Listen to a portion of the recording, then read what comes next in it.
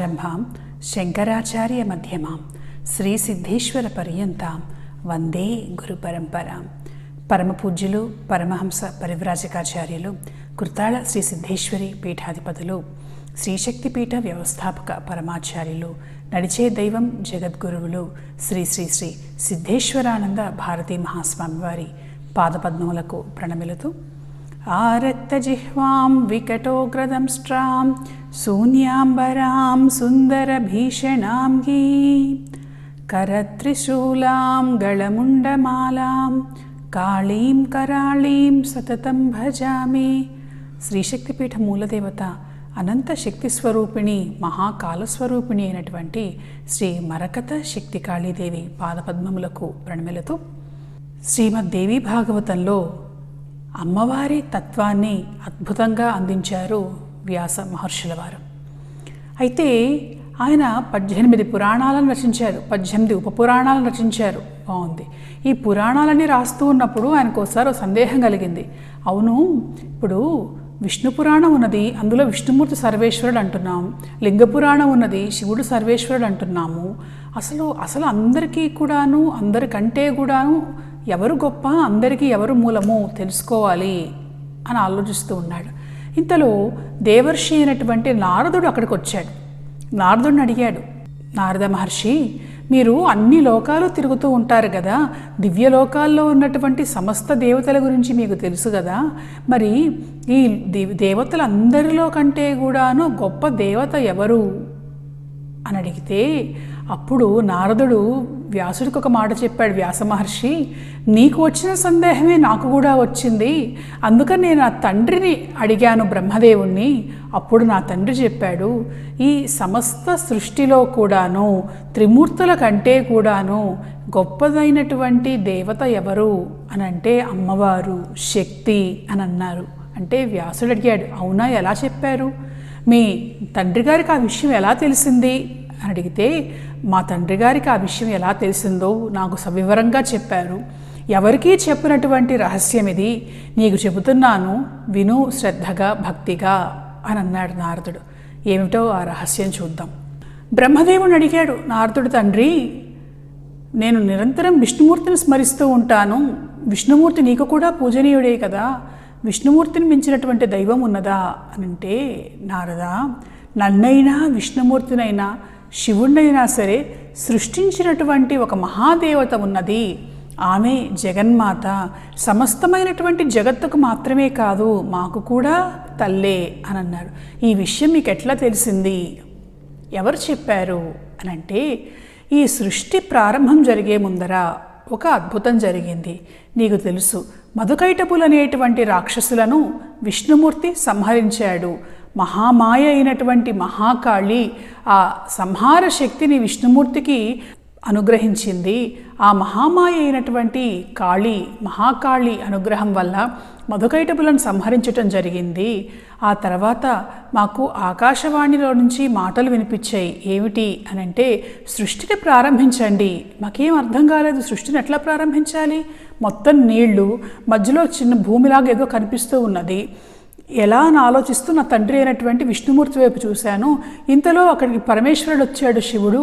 ఆయన నువ్వెవరు అని అడిగితే, నేను శివుణ్ణి, అంతవరకే తెలుసు నాకు, ఎందుకు వచ్చానో తెలియట్లేదు అని అంటే, అప్పుడు మరొకసారి ఆకాశవాణి వినిపించింది. మీ ముందు ఒక దివ్య విమానం వస్తుంది, అది ఎక్కండి, అన్ని వివరాలు మీకే తెలుస్తాయి అనేటువంటి వాణి వినిపించింది. ఇంతలో మా ముందు ఒక బంగారు విమానం వచ్చింది. మేము ముగ్గురం కూడా అందులో ఎక్కి కూర్చున్నాము. ఎక్కంగానే అది ఆకాశంలో ఎగురుతూ ఉన్నది. అప్పటి వరకు నీళ్లు తప్ప మేమేమీ చూడలేదు. ఆ విమానం వెళ్తూ ఉంటే ఇందులో మాకు స్వర్గం కనిపించింది, నందనవనం కనిపించింది, అలాగే అప్సరసలు కనిపించారు, ఇంద్రుడు, శచీదేవి కనిపించారు. ఆశ్చర్యం వేసింది. ఇంకొంచెం పైకి వెళ్ళేటప్పటికీ మా తండ్రి అయినటువంటి బ్రహ్మదేవుడు ఎలా ఉన్నాడో అటువంటి మరొక బ్రహ్మ కనిపించాడు. పక్కన సరస్వతీదేవి కనిపించింది. సత్యలోకం అంతా కనిపించింది. నేను నా తండ్రిని అడిగాను, విష్ణుమూర్తిని, ఎవరు ఈయన నాలాగానే ఉన్నాడు అని అంటే, శివుడు అడిగాడు, నేను నిన్ను అడుగుదాం అనుకున్నాను అదే విషయము. ఇతడు నీలాగానే ఉన్నాడు, 4 తలలతో ఉన్నాడు, ఎవరో నీకు తెలుసా? నాకు తెలియదు. ఇంకొంచెం పైకి వెళ్తే విష్ణుమూర్తి లాంటి మరొక వ్యక్తి కనిపించాడు. పాలసముద్రం, ఆదిశేషుడు, విష్ణుమూర్తి లక్ష్మీదేవి కనిపించారు. ఆశ్చర్యంగా చూస్తున్నాడు విష్ణుమూర్తి. ఇంకాస్త పైకి వెళ్ళారు. పైకి వెళ్ళేటప్పటికీ కైలాసం కనిపించింది. అక్కడ శివుడి లాంటి మరొక వ్యక్తి కనిపించాడు. ప్రమథగణాలు నాట్యం చేస్తూ ఉన్నాయి. ఇవి దాటి పైకి వెళ్తూ ఉంటే అటువంటి లోకాలు ఇంకెన్నో కనిపించాయి.